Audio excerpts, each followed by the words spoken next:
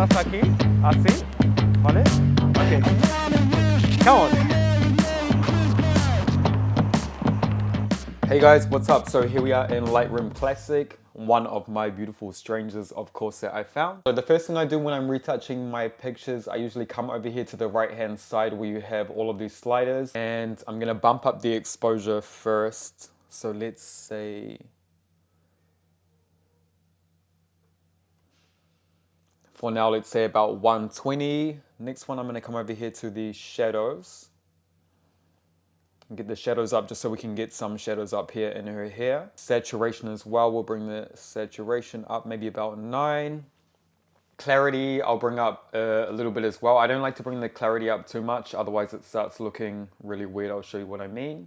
Too far, just took it too far. So we'll say we'll go back about here to 9. And then I do the major retouching down here in the tone curves. Most of you guys know already, but we have highlights here in this end, and down on this end here we have the shadows. So, and here in the middle, the midtones. So I'll bring this down a little bit and just bring the shadows down as well. Same for red. If we put reds up here, it's going to be in the highlights, and bring it down just a little bit so we can get a little bit of blue in the midtones as well, like a very slight difference. Next as well, I will do this, so green in the highlights, because I'm loving that look. And we'll bring the midtones down as well. And shadows as well. You can see around here, and in parts of her hair, around here we have this purple look, which is really cool as well. And I took this picture in Blue Owl, which is something I don't normally do. And I was so excited when I was editing because I could just really work with the colors so much more.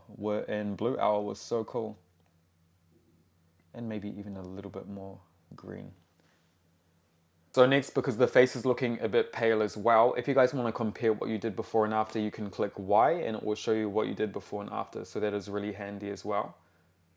If we go back to Y here, and I want to make the orange stronger in her face. So I'm going to come out down here to HSL color, which is really cool because you can change any color individually.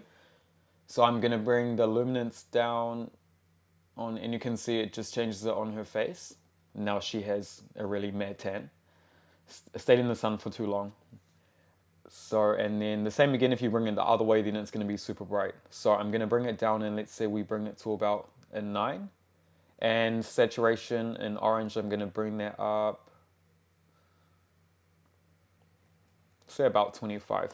Next, I'm going to do the eyes as well. And there is a little trick I've been doing while I've been retouching the eyes. So I'm going to show you guys that. How amazing is this? Before I do the eyes, check this out. They brought out a new feature in Lightroom for masking. So back in the day, you had to do this. You had to select the brush and you had to just go over. Obviously not as messy as that, but you get the idea. If you want to get rid of this as well and go back, you can hit Command and Z and it will take it away.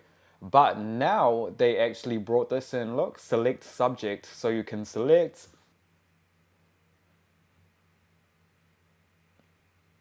and boom, that's amazing. It's so perfect as well, all around her hair, everything. So that has made life so much easier. When I saw this update, I was just in love, you guys.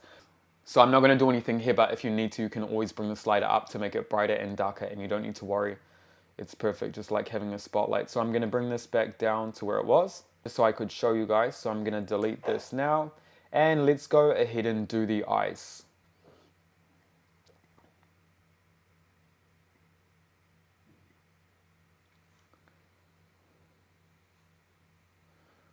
So for this first brush, I'm going to do more or less most of the eyes around here. Just I'm going to avoid the pupil. That's the black part for all of you guys that don't know. And how many of you guys on here speak Spanish or Russian? Just interested. Or where are you guys from? Most of you guys. Let me know in the comments where you guys are from, where you're watching from. Because I seem to have an audience from a lot of different places and countries. Okay, so that's number 1. So I'm going to bring the exposure up just a little bit. Well, let's say about 34. And with the hue slider here, we can actually change the color of the eyes. So I want them to be the same, but just a little bit more vibrant. So I'm going to bring them to about, let's say 18. So they kind of match the backgrounds. And then this is the magic that I started doing recently. So now we already have this basic part of the eyes done. And now I'm going to go over again and I'm going to select, what part are we filling, guys? Let's say this area here.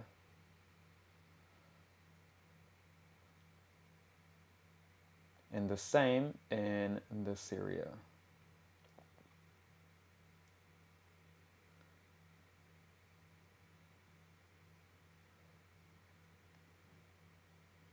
So this one we bring the exposure up again. Saturation. And I don't think I brought the saturation up on this one. Okay, better. Now if we zoom out, we have these super nice vibrant eyes that you guys can see all over Instagram. And that's it, you guys. So that is my edit. Have a look again on why you can see the before and after. It's so vibrant. Sometimes if it looks a little bright, you can always just bring the exposure down again, but I'm happy with that. I love that. Have a good Christmas. Let me know as well if you want some more Lightroom tutorials like this, because it's really simple and easy for me to show you guys, and I know it helps you a lot.